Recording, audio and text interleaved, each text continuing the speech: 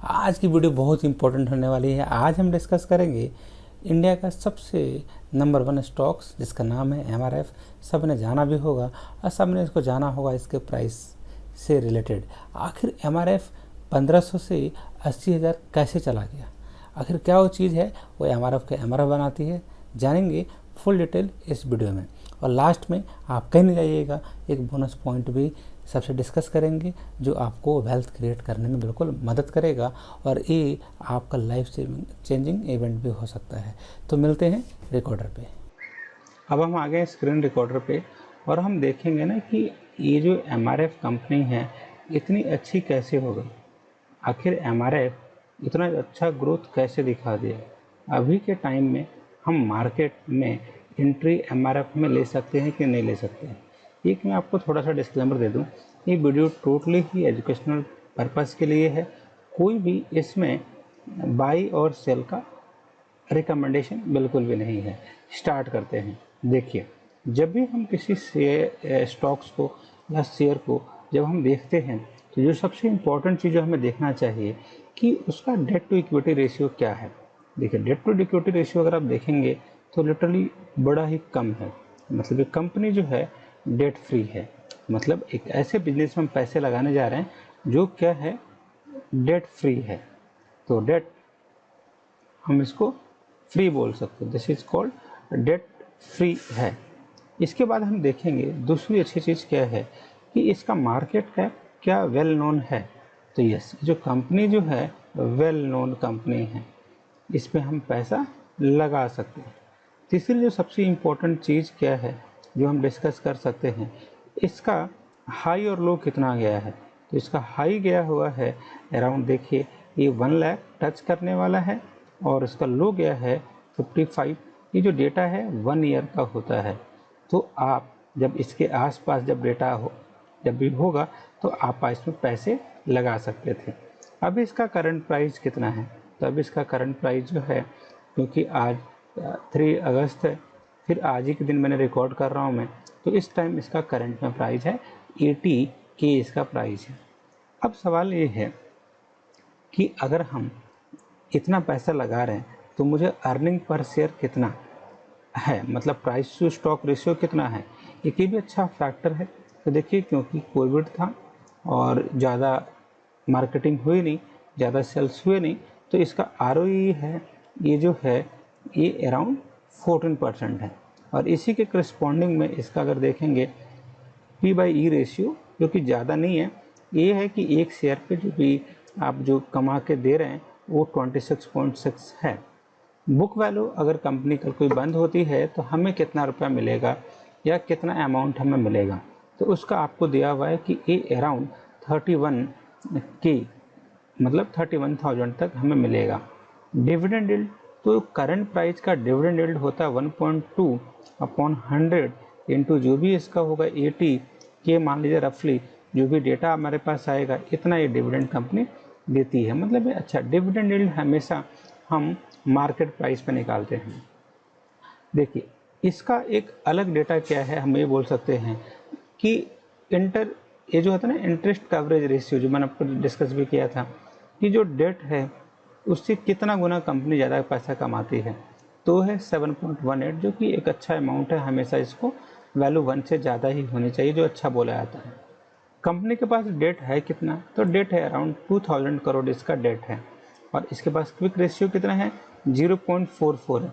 मतलब इतना 0.44 पैसे लगा के, मतलब कल अगर कुछ भी अगर कंपनी में कोई लीगल इशू आ जाए, कुछ और कोई दिक्कत हो जाए, तो कंपनी में पैसा है 0.44। और आपको पता है इसका ROE कितना है, तो ROE है 10%। इसका ROE है, मतलब कंपनी में जो ROE की वैल्यू जो है वो 10% इसका है। इतना पैसा वो लगा सकती है। तो अच्छा, बुक वैल्यू हमने डिस्कस कर लिया। तो इस सेक्शन में जो सबसे इम्पोर्टेंट चीज़ है, हमें मार्केट के बारे में ओवरऑल परफॉर्मेंस हमें दिख गया कि आखिर इस कंपनी में डेट कितना है, ये एवरेज रिटर्न कितना देता है, या इसका डिविडेंड यील्ड कितना है, बुक वैल्यू कितना है। अब हम डिस्कस करेंगे कि आखिर इसका ग्रोथ कैसा है। अब हम वो देखने वाले अब हम डिस्कस करने वाले हैं कि इसका वॉल्यूम और प्राइस से क्या लेना देना है, कैसे कैसे फ्लक्चुएट किया। तो एक ये नीचे देख सकते हैं, ये जो हम दिखा रहे यहाँ पे दिखा रहे हैं कि इस वाले पॉइंट पे जो है थोड़ा सा इसकी प्राइस बिल्कुल कम थी। देखिए 57,000 में मिल रहा था, जो कि 55 जो सबसे कम था एक साल में, फिर इससे कम कभी भी नहीं गया है। फिर उसके बाद से टॉप कितना गया है हमारे पास, टॉप गया 96, जो कि 12 फेब को गया था। फिर उसके बाद से थोड़ा सा डिक्लाइन है, नीचे इसे पे ट्रेड हो रहा है। अगर हम पी रेशियो देखें, सबसे ज़्यादा जो पैसे कमा के दिया है इस कंपनी ने, ये वाला नीचे देखा कीजिए, क्योंकि हमें जितना ज़्यादा व्हाट वी कॉल नीचे वाला टर्म रहेगा ईपीएस, उतना ही वैल्यू कम आएगी। ईपीएस सबसे कम कौन से ईयर में है, ये हमारे पास अप्रैल और नवंबर के बीच में सबसे कम है। और देखेंगे तो ये मार्च से लेके उस टाइम पे, जो कि आप मार्च देख रहे हैं, उस टाइम इसका ईपीएस जैसे ऐसे देख रहे हैं, ये थोड़ा सा बढ़ना स्टार्ट किया। आप इसको 3 ईयर का भी देख सकते हैं। देखिए 1 साल का देखेंगे, तो अगर हम 3 साल का देखा हम लोगों ने, तो देखिए एक तो आपके पास ये वाला अच्छा टाइम था, मार्च 19 से लेके सितंबर 19 वाला एक क्वार्टर वाला, ये बोल सकते हैं ये वाला टर्म सही था। ये वाला इसको भी हम कंसिडर कर सकते हैं। 1 ईयर आपको पता है ये जो वैल्यू हमारे पास है। अच्छा, तो ये कुछ चीज़ें इंपॉर्टेंट है जो हमेशा ही देखना चाहिए। हम डिस्कस कर रहे हैं जो सबसे इम्पोर्टेंट चीज़ जो एमआरएफ को रियलिटी में एमआरएफ बनाती है, वो ये ग्राफ को आप देख सकते हैं। देखिए इसका बॉटम से 2006 से अगर बात करें और आज 2021 है, इसका सेल्स कभी भी कम नहीं हुआ है। एक बार कम हुआ है, हो सकता है आपको पता हो क्या सकता है, क्योंकि पेंडेमिक था और इसीलिए इसका अर्निंग पर शेयर भी बिल्कुल लो है इस टाइम में। लेकिन अगर देखेंगे तो कभी भी इस वाले को छोड़ के, क्योंकि एक्सेप्शन है, मार्केटिंग वगैरह इस ईयर में हुई नहीं। अगर मार्केटिंग वगैरह इतना नहीं हो पाया, तभी कंपनी ने अच्छा परफॉर्म किया है। मतलब हम ये देख सकते हैं कि बॉटम से लेके टॉप तक कंपनी बिल्कुल ग्रोथ दिखाती है। तो इस रेशियो से हमें ये पता चला। चलिए देखते हैं 1 साल का कितना है।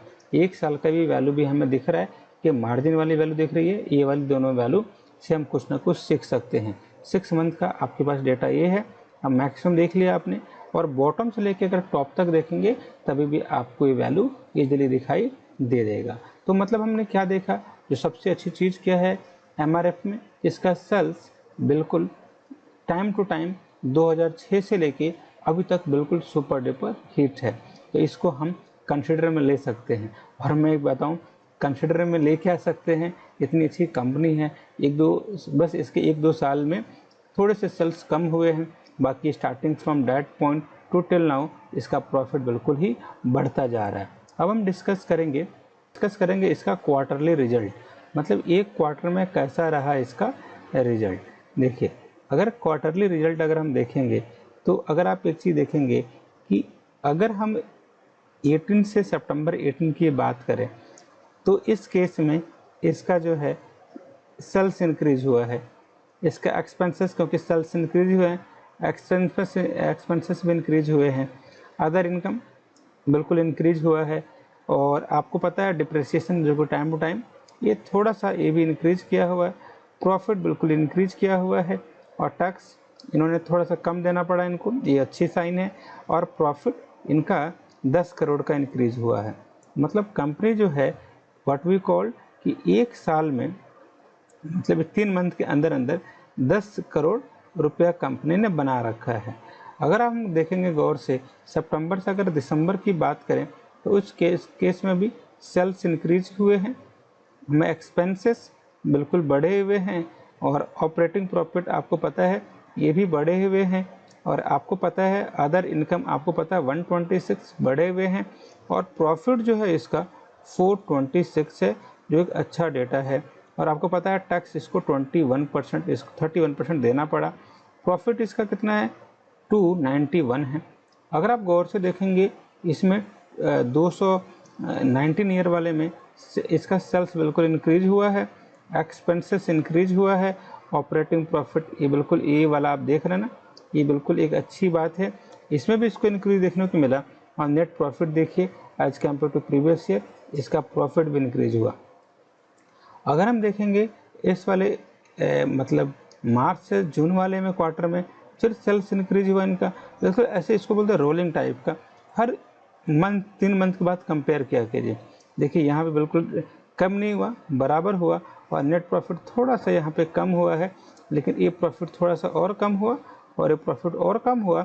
लेकिन अगर आप बात करेंगे 2020 में ये प्रॉफिट बहुत ज़्यादा हो गया और फिर थोड़ा सा कम हुआ, थोड़ा सा बिल्कुल बहुत टाइम इंक्रीज कर गया और ये 332 तक व्हाट वी कॉल्ड अभी है। अब इसको हम ज़्यादा कंसिडर क्यों नहीं कर रहे हैं? हमको पता है कोरोना के कारण थोड़ा बहुत बैलेंस शीट सबका बिगड़ा है, क्योंकि कोरोना जो है पिछले 2 साल से है और इस साल बहुत सारी कंपनियों का बैलेंस शीट भी बिगड़ गया है। इसमें सीखने को क्या मिले? ये कंपनी ने बिल्कुल कोशिश किया, जब फेज 1 चल रहा था, फेज 2 चल रहा था, तो उस टाइम कंपनी ने अपना बेस्ट दिया है और कंपनी ने इनिशियली ग्रोथ दिखाया, जो भले ही 10 करोड़ का हो, 15 करोड़ का है, लेकिन कंपनी अभी भी अपना बेस्ट कर रही है। और कंपनी में जो अगर हम देखेंगे क्वार्टरली के बाद, अब हम जाएंगे देखने के लिए कि क्या है इसका प्रॉफिट एंड लॉस। अब हम डिस्कस करने वाले हैं कि एमआरएफ का प्रॉफिट एंड लॉस स्टेटमेंट कैसा है और क्या इसने अपने सेल्स को इंक्रीज किया है, क्या प्रॉफिट को इंक्रीज किया है और क्या कितना ईपीएस इनका पहले था और आज के टाइम में ईपीएस कितना है और प्रॉफिट पर अर्निंग शेयर पहले कितना था, कुछ एक्सेप्शंस ईयर को छोड़ के। सबसे इम्पोर्टेंट चीज़ जिसको हमें देखना चाहिए और हमें मानना चाहिए कि कंपनी एमआरएफ जो है हमारी कंपनी है, फिर हम सेल्स ग्रोथ को थोड़ा सा फील कर सकते हैं कि क्या इसमें हम इसको अपने पोर्टफोलियो में या अपने बिजनेस का हिस्सा बना सकते हैं कि नहीं बना सकते हैं। सबसे पहले चेक कीजिए सेल्स क्या है। तो सेल्स आपने देखा है, सेल्स ग्रोथ हो रहा है, सेल्स का ग्रोथ हो रहा है और सेल्स जो है टाइम टू टाइम इंक्रीज हुआ है। जो सेल्स पहले था, जो सेल्स आज है, और देखिए थोड़ा सा सेल्स देख रहे हैं 16 तक सेल्स बिल्कुल इंक्रीज किया, फिर 17 तक थोड़ा डाउन हुआ है और 18 में बिल्कुल डाउन इसलिए हो गया, आपको पता है, क्योंकि कोरोना का टाइम था। फिर उसके बाद से कोरोना जैसे ऐसे थोड़ा थोड़ा कम होते गया, ये मार्च तक सेल्स को बढ़ाया और इसमें भी सेल्स को इंक्रीज कर रहा है। अगर हम ऑपरेटिंग प्रॉफिट देखें, देखिए इनिशियली सालों में प्रॉफिट, क्योंकि सेल्स बढ़ रहा था, इसके प्रॉफिट भी बिल्कुल इंक्रीज कर रहे थे और सबसे ज़्यादा प्रॉफिट जो है 2012 में कंपनी ने कमाया था।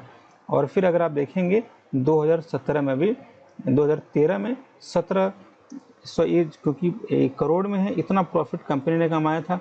और कंपनी देखिए आज के टाइम में सबसे ज़्यादा सेल्स ग्रोथ भी है, आप देख पा रहे हैं, केवल ये कुछ एक्सेप्शन था, इसको आप हाईलाइट कर दीजिए। और इसके बाद सबसे अच्छा इसका सेल्स ग्रोथ भी आपको देख रहा है।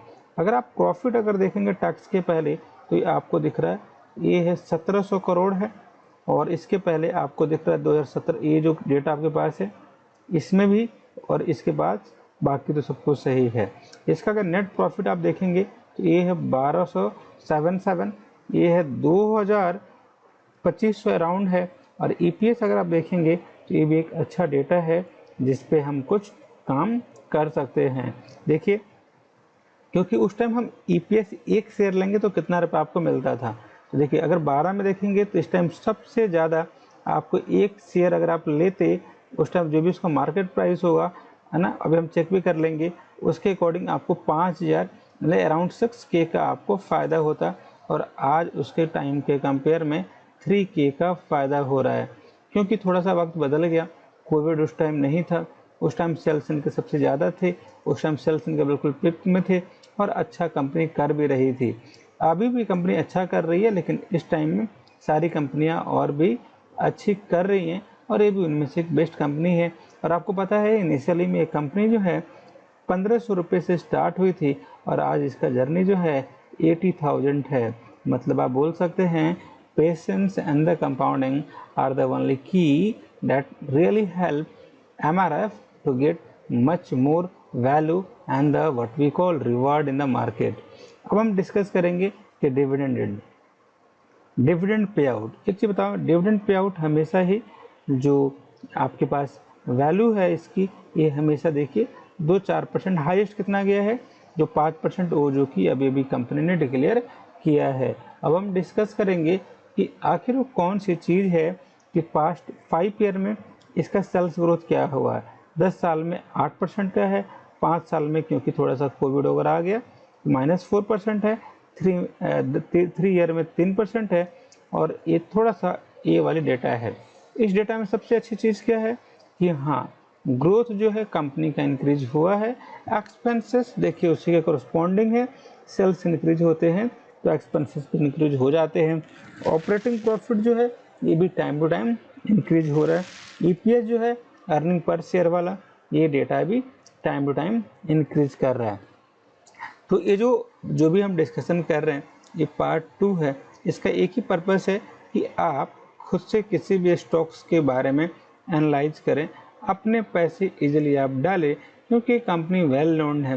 क्योंकि कंपनी में पैसे अगर आप डालेंगे तो आपका एवरेज जो इंटरेस्ट होगा वो मोर देन 15 से 17, 18, 20% आराम से मिल सकता है। तो एक अच्छा ऑप्शन हो सकता है। और क्या इंपॉर्टेंट चीज़ है, अब हम अगले सेक्शन पे चलते हैं। अब हम आ गए हैं इसके बैलेंस शीट पे, जो कि 10 साल का हम देखेंगे या थोड़ा सा उसका भी देखेंगे, और हम हिस्ट्री पता करेंगे कि आखिर एमआरएफ में सबसे अच्छी अच्छी बातें क्या हैं। देखिए शेयर कैपिटल हमेशा कभी इसके शेयर कैपिटल कभी कम नहीं हुए न स्प्लिट हुए। शेयर कैपिटल पिछले 10 ईयर में 11 ईयर में जो इसकी वैल्यू जो थी वही शेयर कैपिटल की वैल्यू आज भी है, और हम इजीली डिस्कस ये देख भी रहे हैं कि शेयर कैपिटल की वैल्यू है। आप रिजर्व देखेंगे तो रिजर्व जो कंपनी के पास है, जैसे जैसे इसका सेल्स इंक्रीज हुआ वैसे वैसे इसने पैसे अपने अकाउंट में एज ए रिजर्व रखना भी स्टार्ट कर दिया। देखिए लोन कंपनी इंक्रीज किया है, लेकिन बहुत छोटे छोटे टाइम में इन्होंने इंक्रीज किया है, और आपको दिखाया भी था मैंने, इनका डेट फ्री ऑलमोस्ट एक कंपनी है। अगर आप इसकी लायबिलिटी देखेंगे तो इतना इसको देना है, और इसका फिक्स एसेट देखेंगे तो अराउंड आप बोल सकते हैं 9.5 थाउजेंड, 1 करोड़ का इसके पास अभी भी एसेट है। इन्वेस्टमेंट कंपनी के पास अभी भी है, और आप देखेंगे नेट जो टोटल जो एसेट जो वैल्यू है वो इस कंपनी के पास 1222 के है। ये एक अच्छी चीज़ है जिससे हम कुछ सीख सकते हैं। तो बैलेंस शीट में जो सबसे अच्छी चीज़ मुझे लगी, या आपके पास भी थोड़ी सी, अब तो आपको थोड़ा सा सीखने आ भी गया होगा, कि इसका जो बोरोइंग जो है ये वाला सेक्शन बहुत इम्पोर्टेंट है, और तो और इसका रिजर्व भी इम्पोर्टेंट है। ये बताती है कि कंपनी कितना हमारे पास स्टेबल है और कितना इनके पास ग्रोथ हुआ है, और ये भी डिस्कस है कितना इसके पास एसेट है। और हम ये भी देख सकते हैं कि आज अगर एमआरएफ जो है कितना इन्वेस्टमेंट करता है, ये आपके सामने अराउंड 6K करोड़ का इन्वेस्टमेंट अभी भी करोड़ इसके सामने है। अब हम डिस्कस करने वाले हैं कि आखिर जो भी सेल्स करते हैं उनमें से इनका कैश फ्लो कितना है कंपनी में। बड़ा इंपॉर्टेंट सेक्शन है। जैसे अगर आप देखेंगे तो अगर 2009 की बात करेंगे, फिर आप 10 में जाएंगे, फिर 11 में जाएंगे, फिर 12 में जाएंगे, फिर 13 में जाएंगे, 14 में जाएंगे, तो आप देखिए इनका कैश फ्लो जो है सबसे ज़्यादा, जिस साल इनका प्रॉफिट देखिए कैश फ्लो ज़्यादा था, 16 में देखेंगे कैश फ्लो सबसे ज़्यादा था। अगर आप बात करेंगे 2021 में, तो इस टाइम भी कैश फ्लो इनका जो है अराउंड 4000 के था। मतलब कैश फ्लो जो है कंपनी में ये बढ़ रहा है, एक अच्छा इंडिकेशन है। लेकिन एक चीज़ अगर आप और देखेंगे कि जो नेट जो कैश फ्लो है किसी भी कंपनी का, ये देखिए, ये जो नेट कैश फ्लो का मतलब जो अदर काम वगैरह भी करते हैं, कुछ साल में नेगेटिव भी हुए हैं, लेकिन जो ऑपरेटिंग के कारण जो कैश फ्लो हो रहा है, इन्वेस्टिंग के कारण जो कैश फ्लो हो रहा है, और जो कैश फ्लो फाइनेंसिंग के कारण जो कैश फ्लो हो रहा है, ये टोटल पॉजिटिव है। मतलब इससे आप ये अंदाज़ा लगा सकते हैं कि कंपनी में क्या कैश आता है, क्या कंपनी में कैश फ्लो होता है, क्या कंपनी ग्रोथ इंडिकेट करती है क्या। मतलब ये सारी चीज़ें हम एक नॉर्मल इंसान भी पता कर सकते हैं। अब इसके बाद का सेक्शन थोड़ा सा इम्पोर्टेंट है। अब हम ये डिस्कस करने वाले हैं कि जो ROCE जो है, जिसका मतलब होता है कि रिटर्न ऑन कैपिटल इक्विटी, देखिए सबसे ज़्यादा जो कभी तक का जो है 29% बोल सकते हैं, फिर आप 49% बोल सकते हैं। एक डिसेंट हमें नंबर भी दिख रहा है। अब आपको पता है कि ये दोनों ही रेशियो बड़े ही इम्पोर्टेंट हैं। अगर ये आपको अगर रेशियो अगर आपको दिख गया तो आप इजीली आप चेक कर सकते हैं कि आपको प्रॉफिट कितना होने वाला है। अब हम डिस्कस करेंगे कि आखिर इस कंपनी में शेयर होल्डिंग प्रमोटर ने कितना विश्वास दिखाया है अपने कंपनी पे। फिर फॉरेन इन्वेस्टर जो है कैसे कैसे अपना प्रमोटर होल्डिंग इसमें इंक्रीज कर रहे हैं, और कैसे कैसे डोमेस्टिक इन्वेस्टर भी अपना इसमें इंक्रीज कर रहे हैं। देखिए, सबसे जो सिंपल जो चीज़ है हम देखेंगे, ये जो प्रमोटर होल्डिंग जो है 18 में दिसंबर में, ये इसकी बात आपको पता है, ये 19 वाला है और ये आपको दिया हुआ है 1917। अब यहाँ थोड़ा सा देखेंगे गौर से, सबसे जो मैक्सिमम जो प्रमोटर होल्डिंग जो है ये 27.77 है। फिर ये जो है 27.88 है, फिर यहाँ 27.88 है। ये एक मैक्सिमम अमाउंट जो दिया हुआ है। FII अगर आप देखेंगे गौर से, ये भी आपको दिया हुआ है कि ये जो मैक्सिमम है ये 6.99, स्टार्टिंग में खूब सारा पैसा आया था और आज सबसे ज़्यादा पैसा उन्होंने ऑलमोस्ट डबल इन्वेस्ट कर चुके हैं। जो हमारे जो डोमेस्टिक जो इन्वेस्टर हैं उनका भी देखिए अमाउंट जो है, ये वाली वैल्यू जो है और ये जो वैल्यू देखिए, इनका थोड़ा सा फ्लक्चुएट हो रहा है, लेकिन हाँ 15% के अराउंड ये एक एवरेज वैल्यू हम देख सकते हैं। पब्लिक देखिए, जो कि पब्लिक से जो पैसा आ रहा है, पब्लिक ने भी अच्छा मतलब इनमें अपना वो ट्रस्ट दिखाया है, जिसकी वैल्यू जो है अराउंड जो कि 41% के अराउंड है, ये भी आप देख सकते हैं। तो मतलब क्या है कि अगर हम यहाँ देखें तो सबसे जो इम्पोर्टेंट जो सेक्शन हम देख सकते हैं, ये चारों सेक्शन देखने के बाद हम किस नतीजे पे पहुँच सकते हैं कि कंपनी के बारे में क्या क्या इम्पोर्टेंट है। तो एक बार हम इसको समरी कर लेते हैं क्या क्या इम्पोर्टेंट चीज़ें। सबसे पहले अगर हम ऊपर देखेंगे तो मार्केट कैप कितना है, तो आपको दिया हुआ है कि 34K है जो मार्केट का है।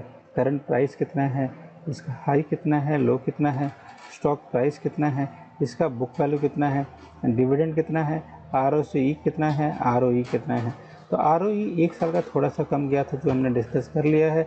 रिटर्न ऑन इक्विटी ज़रूर देखिए इस सेक्शन में, डेट कितना है ना, डेट टू इक्विटी रेशियो कितना है, और पेग रेशियो जो बताया था कि PE बाई ग्रोथ कितना है। अगर 1 होता है तो अच्छी बात है, नेगेटिव तो नहीं होना चाहिए, लेकिन ड्यू टू कोरोना थोड़ा सा नेगेटिव है, यहाँ पे थोड़ा सा इसका सेल्स में इफेक्ट पड़ सकता है।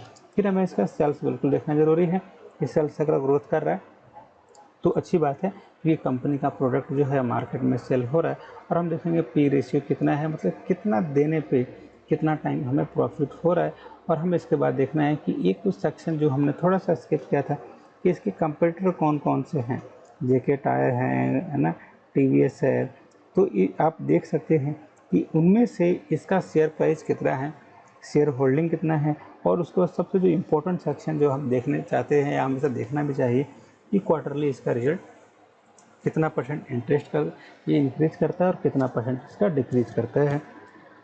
फिर हमें ये सेक्शन सबसे इम्पोर्टेंट है, हम डिस्कस करेंगे कि इसका जो प्रॉफिट लॉस कैसे कैसे इंक्रीज हुआ, कैसे कैसे इन्होंने पैसे अच्छे से बनाए और इन्वेस्टर को एज ए रेगुलर कितना % इंटरेस्ट देते हैं। अगर हम 4 साल का बैलेंस शीट भी देखें, 10 साल का बैलेंस शीट भी देखें या 11 साल का बैलेंस शीट भी देखें, तो एक कैसे कैसे इन्होंने वैल्यू दिखाया, कैश फ्लो कितना हुआ, इसका रेशियो कितना है, शेयर होल्डिंग पैटर्न कितना है, ये सारी चीज़ें हम इजीली डिस्कस कर सकते हैं इससे। तो मतलब इससे हम सीख सकते हैं कि इम्पोर्टेंट सेक्शन क्या है। तो इम्पोर्टेंट सेक्शन आप बोलेंगे कि डेट कितना है, हम बोलेंगे कि इसका ROE कितना है, ROCE कितना है।